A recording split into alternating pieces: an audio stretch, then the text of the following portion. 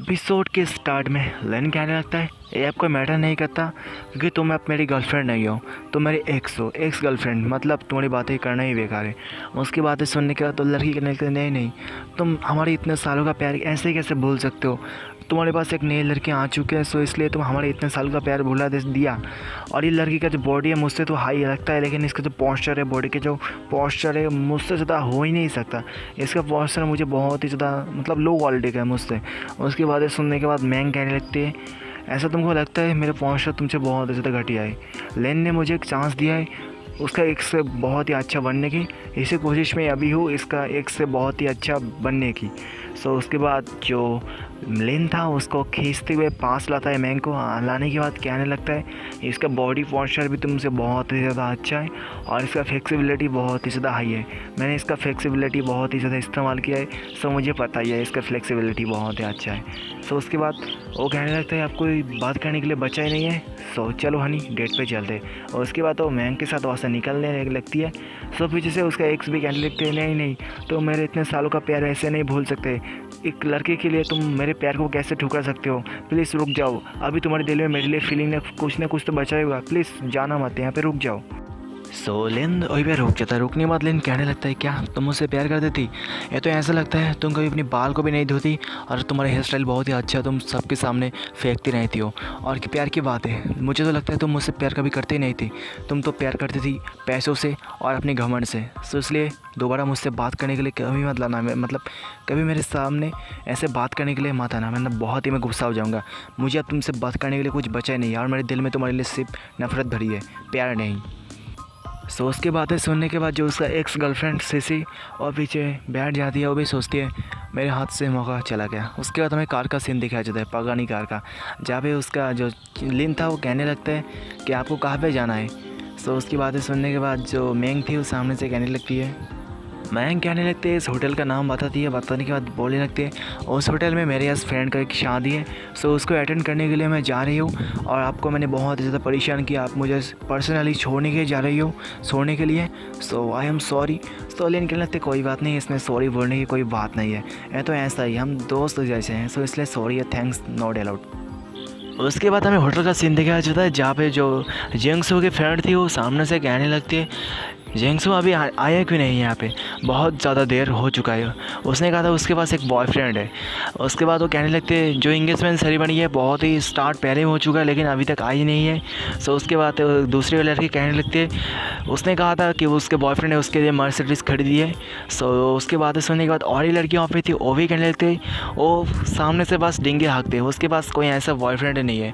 हम बहुत बार बाहर जाते हैं अपने बॉयफ्रेंड के साथ, लेकिन हमने कभी भी उसके साथ किसी लड़के को नहीं देखा जो उसका बॉयफ्रेंड हो, लगता है हमसे बहुत ज़्यादा जेलस है इसलिए झूठ। उसी वक्त पे वहाँ पे पहुँचा जाता है हमारा लेन जेंगसू को लेके अपनी पगानी में।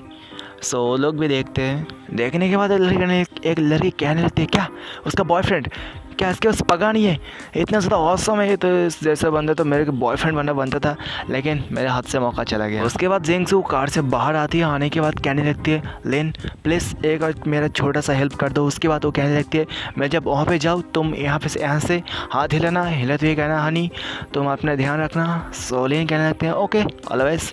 सो उसके बाद जेंगसू उससे दूर जाती है, जेंगसू भी उसको कहती है बाय बाय हनी। सो उसके बाद लेंग भी अपनी कार से कहने लगते हैं बाय बाय हनी, अपना टेक केयर, ध्यान रखना, एंजॉय भी करना। उसके बाद सीन शिफ्ट होता है, हमें जो लेंट का अपार्टमेंट का सीन दिखाया जाता है जहाँ पे लेंट मतलब रेंट पे रहता है।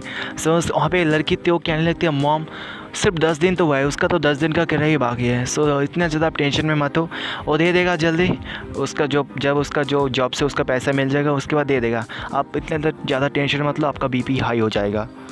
और उस लड़की का नाम है जिंग जिंग। सो उसका मॉम भी कहने लगती है तुम उसको नहीं जानती, बहुत ही ज़्यादा अकड़ू सा लड़का है। सो उसके बाद दरवाजे पे आवाज़ आती है। सो उसके बाद उसका मॉम भी कहने लगती है अगर वो लिन यहाँ से भाग गया सो तुम क्या करोगे, उसके बारे में अपने दिमाग में कुछ भी ख्याल मत लाना, तुम फ्यूचर में एक बहुत ही अच्छे मतलब जो डिपार्टमेंट नहीं मतलब तुम फ्यूचर में एक सिविलियन सर्वेंट बनोगी। सो इसके लिए अपने दिमाग में कोई भी ख्याल मत लाना, वो भिखारी है सामने से भीख मांगता रहता है, सो इसके लिए उसके मतलब तुम्हारे दिमाग में उसके लिए कोई भी ख्याल नहीं होना चाहिए। सो वहाँ पे लेन की एंट्री होती है, सो लड़की भी कहती है ब्रदर लेन आप यहाँ पे आ गए। सो मॉम बहुत ज़्यादा गुस्सा में है।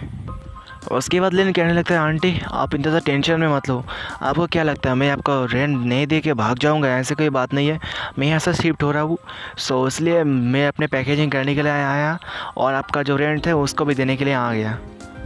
सो उसके बाद सुनने के बाद जो लिनगिन था उसके आंटी वो कहने लगती है क्या तुम ऐसा जाना चाहती हो? मेरा रेंट देखे बिना नहीं जाना, वरना मैं पुलिस को कल कर दूंगा।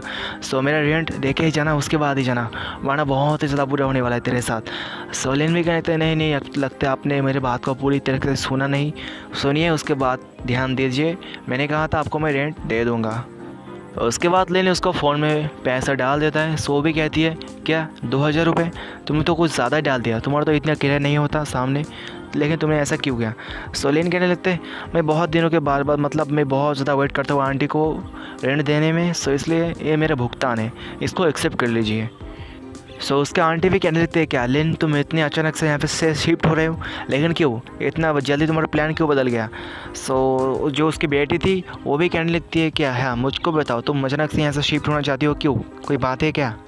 तो हमको बता सकते हो, हम तुम्हारी फैमिली की तरह है। सो लेन भी कहने लगते हैं हाँ कुछ तो प्लान है, उतना भी खास नहीं है, मैं सोच रहा हूँ और भी आगे उस प्लान में थोड़ा मतलब बड़ा ही हो, प्लान और भी ज़्यादा बढ़ जाए, सो मुझसे बहुत ज़्यादा फ़ायदा होगा। सो लड़की भी कहने लगते रुको ब्रदर लिन मैं तुम्हारे लिए कुछ लाती हूँ। उसके बाद सीढ़ियों का सीन देखा जाता जहाँ पे जो आंटी थी उतर रही थी, उतरती हुए मनी मन सोचते मुझे ये भी देखना पड़ेगा सामने लिन अगर हमारे घर से कोई लेके चले जाए चीज़ तो मुझे ये भी नोटिस करना पड़ेगा। उसके बाद लिन के साथ साथ उसके आंटी और उसके जो दोस्त थी जो उसके रेंट की ओनर की बेटी थी वो भी बाहर आती है। आने के बाद देखते हैं उसके सामने एक सुपर कार है। सो उसकी बेटी भी कहने लगती है क्या सुपर कार है तो बहुत ज़्यादा स्टाइलिश, बहुत ही ज़्यादा हार्ड है, देखने में बहुत ही ज़्यादा मौसम है। उसके बाद उसके आंटी कहने लगती है क्या तुम्हारी गाड़ी कहाँ पे, तुम्हारा खटर गाड़ी कहाँ पे, जो मुझे दिखाई तो नहीं दे रहा। सो लेन पीछे से कहने लगता है मेरे पास कोई खटर गाड़ी नहीं है, जो आपके सामने जो चमचमाती हुई कार है वो कार मेरी है। सो आंटी को विश्वास नहीं होता। सो उसके बाद लेन अपने गाड़ी चाबी उसको दिखाती है, आंटी को दिखाने मत कर लेती है कि आपको विश्वास हो गया आंटी। लेन कहने लगता है जो पहले मेरे पास कार थी उसको मैंने बदल दिया था, बदलने के बाद ये सस्ती सी कार खरीद ली, इसका कॉस्ट उतना ज़्यादा हाई नहीं है, 3000 मिलियन युआन का है, मतलब 3000 मिलियन का है, उतना भी कोई रिच नहीं हूँ मैं। सो उसके बाद लेन कहने लगता है हाँ और जिंग मेरे कार में सारी के सारी सामान रख दो। सो ये देखने के बाद जो उसके आंटी थे वो कहने लगते हैं क्या आपके ऊपर तो बहुत ही ज़्यादा कर्जा था लोगों के, मतलब आपके ऊपर बहुत ही ज़्यादा कर्जा था, लेकिन आप अचानक से इतना ज़्यादा अमीर कैसे बन गए?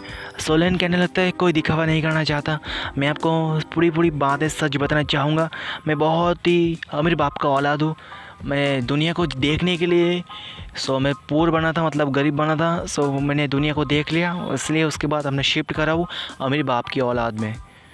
उसके बाद लिन वहाँ से गाड़ी भगाते हुए ले जाती है।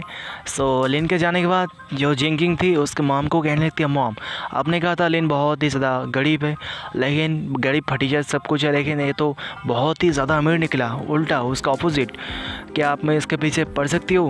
उसकी बातें सुनने के बाद उसके मॉम उसको कहने लगते हैं नालायक की बच्ची तो क्या करना चाहती है, उन फालतू जैसे काम में मत ध्यान दे, अपने पढ़ाई पे ध्यान दे, पहले ही वो तेरे लायक नहीं था लेकिन आप सामने से तो उसके लायक नहीं है, घर में जाके पढ़ाई कर, पढ़ाई के अलावा कुछ और सोची तो बहुत ही ज़्यादा डंडे पड़ेंगे तेरे ऊपर। उसके बाद हमें होटल का सीन देखा जाता है जहाँ पे एक नौकर उसको कहने लगता है मास्टर लेन आपके लिए खाना तैयार है, आप उसको खाना चाहोगे? सो लेन कहने लगता है हाँ मैं खाना तो चाहूँगा, लेकिन मेरी गाड़ी में जो सामान है उसको मेरे कमरे में शिफ्ट कर दो, करने के बाद मेरे लिए कुछ अच्छे सा खाना लेके आ जाना, मैं बहुत ही ज़्यादा भूखा हूँ। उसके बाद लेन बोलने लगता है 5 स्टार होटल जैसा भी हो उसका खाना बहुत ही ज़्यादा अच्छा है।